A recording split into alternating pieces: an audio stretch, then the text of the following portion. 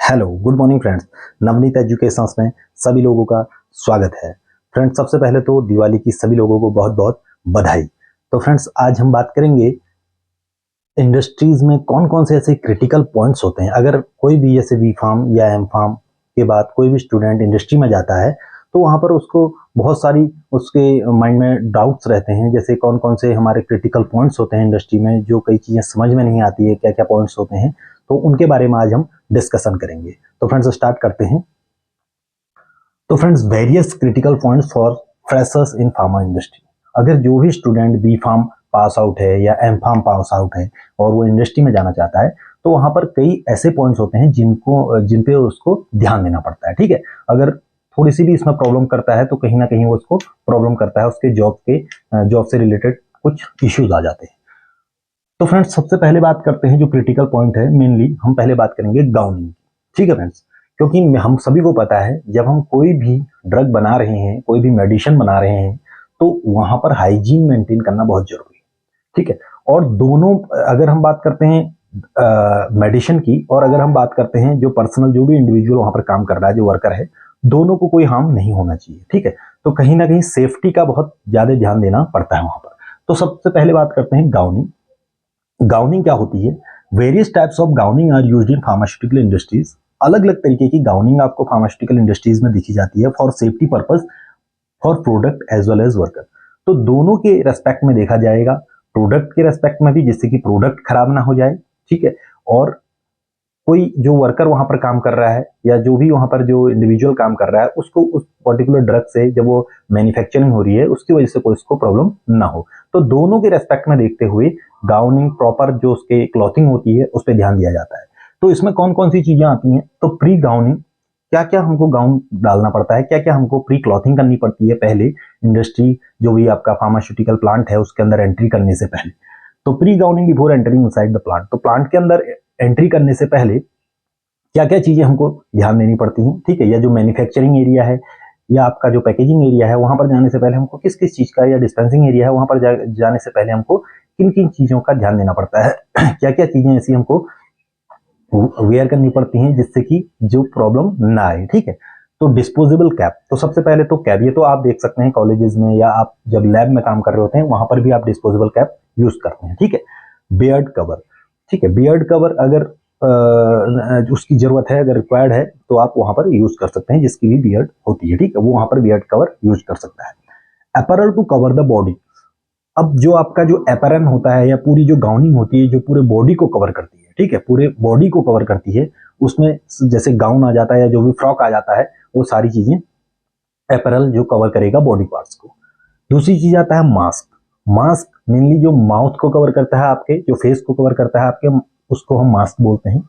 Hood, ठीक है, hood होता है जो आपके देखा जाए तो हेड को भी कवर करता है, पूरा नेक तक रहता है वो। ठीक है, तो उसको यूज करते हैं। ग्लव्स देखे ही हैं आपने, ग्लव्स यूज करते हैं आप लोग।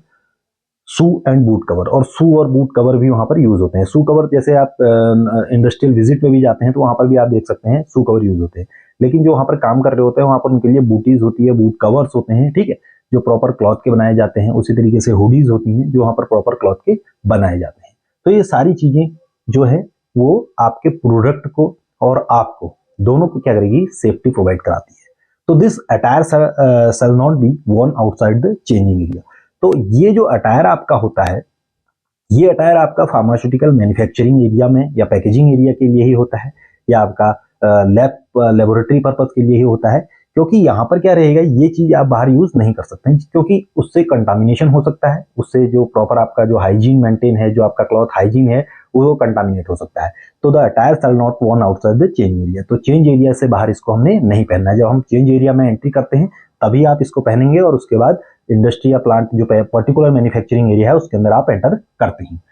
अब फ्रेंड्स, हम बात करते हैं डॉक्यूमेंटेशन का। ठीक है, डॉक्यूमेंटेशन का बहुत ध्यान देना पड़ता है, ये भी एक क्रिटिकल पॉइंट है। जैसे आप R&D की बात करते हैं या प्रोडक्शन की बात करते हैं या IPQA की बात करते हैं, इसी तरीके से क्वालिटी कंट्रोल हर जगह पर, ये R&D सेक्टर में हर जगह पर ये डॉक्यूमेंटेशन का होता है। ठीक है, तो इसमें कौन कौन सी चीजें आती हैं? तो सबसे पहले बात करते हैं लॉग बुक एंट्रीज।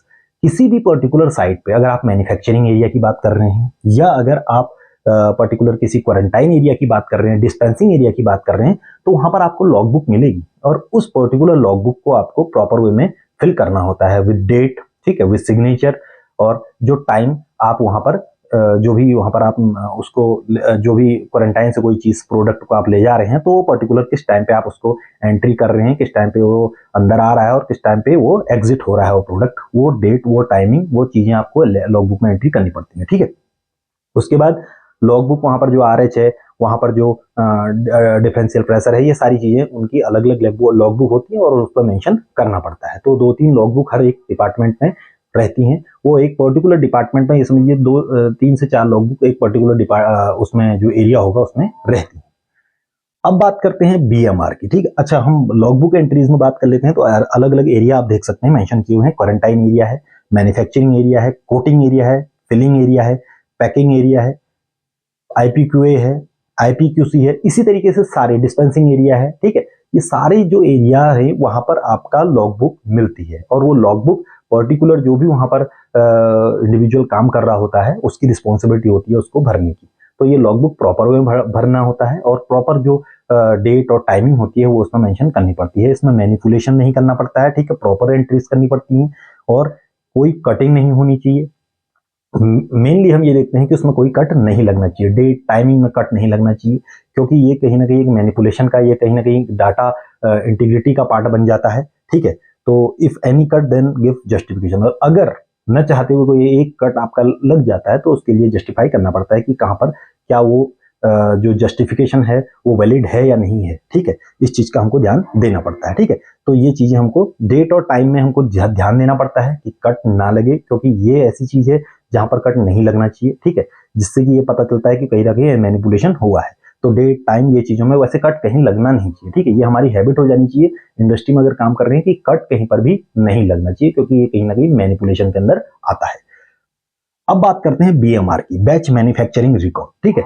जो हम प्रोडक्शन में अगर हम बात करते हैं, डिस्पेंसिंग के से स्टार्ट हो जाता है और लास्ट में पैकेजिंग और डिस्पैच तक BMR हमारे पास रहता है। हर एक डिवीजन, हर एक जो डिपार्टमेंट होता है उसमें BMR क्या होता है, सर्कुलेट करता है और वो प्रॉपर उसमें फीड कर देते हैं अपनी अपनी रीडिंग्स जो होती है, ठीक है।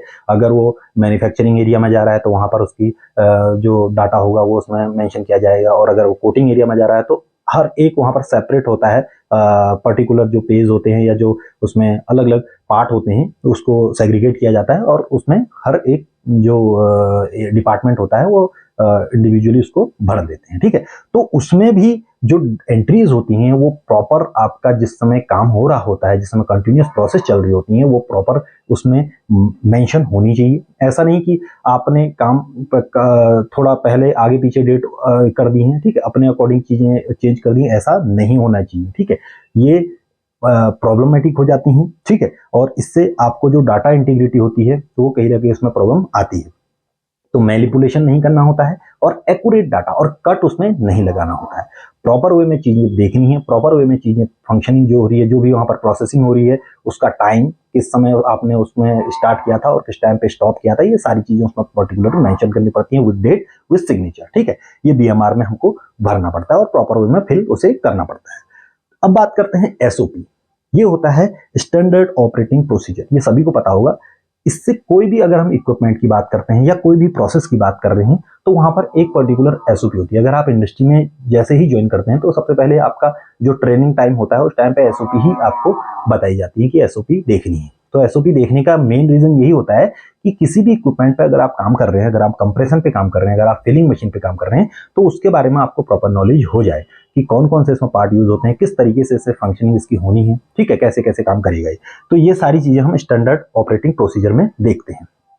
तो ये भी हमको पता होना चाहिए। अगर हम क्लीनिंग कर रहे हैं तो वहां पर भी SOP होती है, किस तरीके की क्लीनिंग हो रही है। अगर हम बात करते हैं क्लीनिंग की, जैसे बैच टू बैच प्रोडक्ट बन रहा है और बैच टू बैच प्रोडक्ट बनाने के बाद आप क्लीनिंग कर रहे हैं, ठीक है। प्रोडक्ट टू प्रोडक्ट, जैसे बैच टू बैच, जैसे मान लो पैरासीटामोल है, उसका हमारे पास 1 लाख का हमारे पास बैच है, ठीक है। तो हमने 2 पार्ट में उसको डिवाइड कर दिया, 50-50 हजार में डिवाइड कर दिया, 50,000 एक बार बनेंगे, 50,000 एक। तो उसके बीच में जो क्लीनिंग होगी उसकी SOP वो कैसे होनी है, वो भी चीज हमको ध्यान देनी पड़ती है।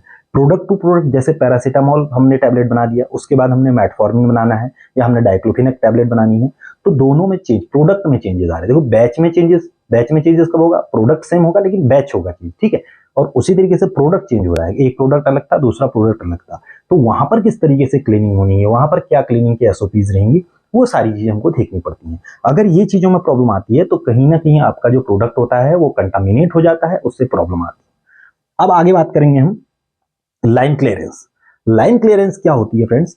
जब हम किसी भी पर्टिकुलर जो आपका बैच है या आपका प्रोडक्ट है, आप उसको स्टार्ट कर रहे हो, ठीक है, जैसे मैन्युफैक्चरिंग एरिया में आपने डाइक्लोफिनेक टैबलेट बनाना शुरू करना है, या आपने ग्रेनुलेशन डिपार्टमेंट में उसको ग्रेन्यूल फॉर्मेशन करना है, तो उससे पहले जो क्लीनिंग हुई होगी, उसके बाद जब हम एलसी के लिए जाते हैं तो जो वहाँ पर क्यूए पर्सनल होता है, क्वालिटी एश्योरेंस वाले जो आईपी क्यूए के जो पर्सनल रहते हैं, वो वहाँ पर उसको चेक करते हैं कि proper LC means line clearance, कि अगर आप नए प्रोडक्ट के लिए जा रहे हैं तो वहाँ पर वो पर्टिकुलर जो इक्विपमेंट है वो प्रॉपर तरीके से क्लीन है या नहीं है, जो वहाँ पर वेंटिलेशन है, जो एएचयूज हैं वहाँ पर यूज हो रहे हैं, ठीक है, वो प्रॉपर वे में क्लीन, जो फ्लोर है वो क्लीन है या नहीं है, प्रॉपर वे में चेक करते हैं, मशीन को देखा जाता है प्रॉपर वे में।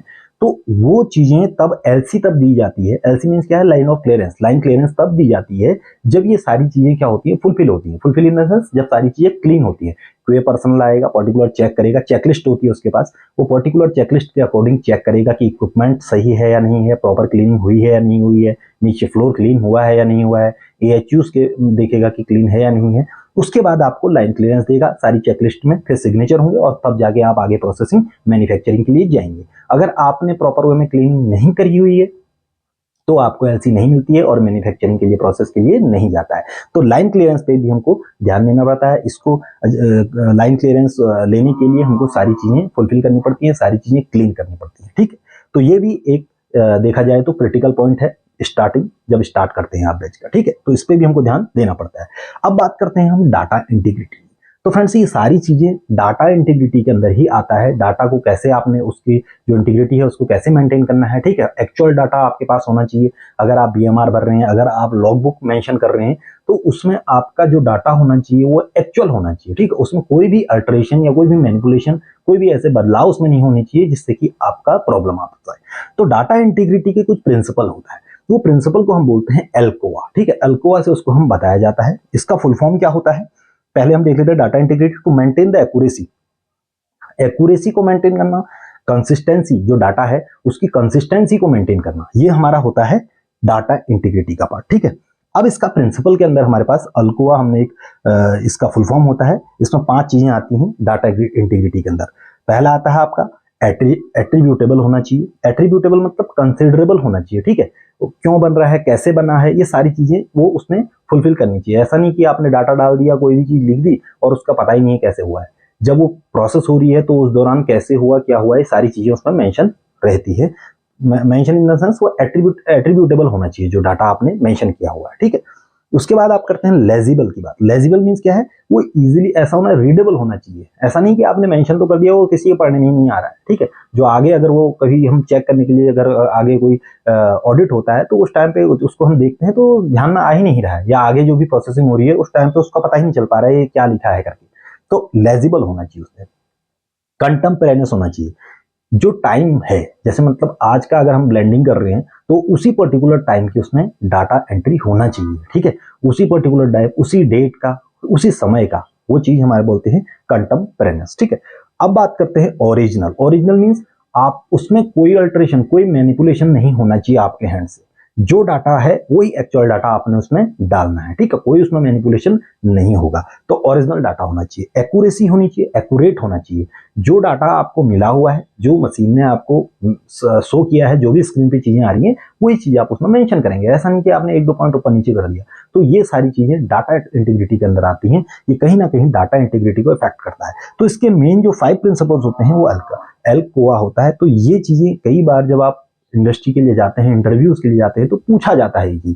तो फ्रेंड्स ये चीजें ध्यान में रखनी है कि क्या क्या चीजें होती हैं और क्या होता है डाटा इंटीग्रिटी, और डाटा इंटीग्रिटी के अंदर कौन कौन से 5 जो हमारे पास प्रिंसिपल हैं वो आते हैं, ठीक है। तो फ्रेंड्स ये हमारे 5 प्रिंसिपल्स हैं। तो यहाँ पर आप एक स्टार मार्क भी बना हुआ है, स्टार मार्क आप देख सकते हैं। उसमें एक छोटा सा क्वेश्चन है, कई बार क्या होता है, जैसे बी फार्म, एम फार्म के स्टूडेंट होते हैं, फ्रेशर होते हैं, उनको इंडस्ट्री के बारे में कुछ पता नहीं होता है, ठीक है, वो इंडस्ट्री के अंदर जा तो रहे होते हैं, या आप हो सकता है कि वो इंटरव्यूज के लिए जा रहे होते हैं, लेकिन कई बार क्या होता है, जो इंटरव्यूअर होता है वो ऐसे क्वेश्चन पूछ लेता है कि उसको लेकिन उसको पता नहीं होता उसके बारे में। तो ये अगर आप चीज़ें ये पता है आपको चीज़ें, तो आप इजीली इंटरव्यू को फेस कर सकते हैं और कई चीज़ें इसमें हेल्पफुल हो सकती हैं जो आपके इंटरव्यू में हेल्प कर सकती है, आपके सिलेक्शन में हेल्प कर सकती हैं। और मेनली अगर आप बात करते हैं किसी रेगुलेटरी प्लांट के लिए जा रहे हैं, आप यूएस एफडीए प्लांट के लिए जा रहे हैं, तो ये चीज़ें वहाँ पर कॉमन होती हैं, ये चीज़ें वहाँ पर आप देख सकते हैं। वैसे सारे प्लांट्स के लिए होती हैं, लेकिन मैक्सिमम आप देखिए ये अगर आप मैक्सिमम ज़्यादा से ज़्यादा स्टूडेंट जो होता है रेगुलेटरी प्लांट के लिए जाना चाहता है, ठीक है, वहां पर अप्रोच करता है, तो वहां पर आपको कहीं ना कहीं ये लेक्चर, ये आपका टॉपिक हो सकता है हेल्प करे।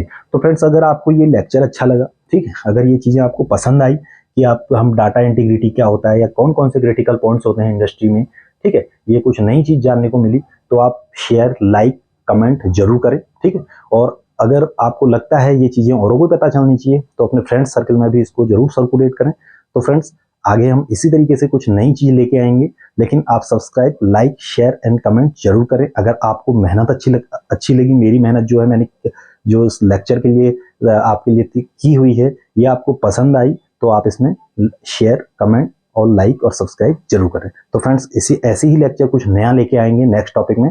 आज के लिए इतना, ठीक है फ्रेंड्स, थैंक यू।